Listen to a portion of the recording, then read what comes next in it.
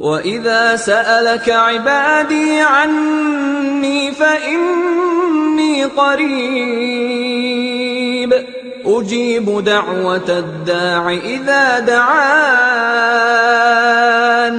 فليستجيبوا لي وليؤمنوا بي لعلهم يرشدون.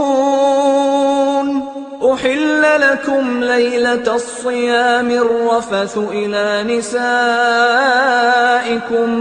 هن لباس لكم وأنتم لباس لهن علم الله أنكم كنتم تختانون أنفسكم فتاب عليكم وعفى عنكم فالآن باشروهن وابتغوا ما كتب الله لكم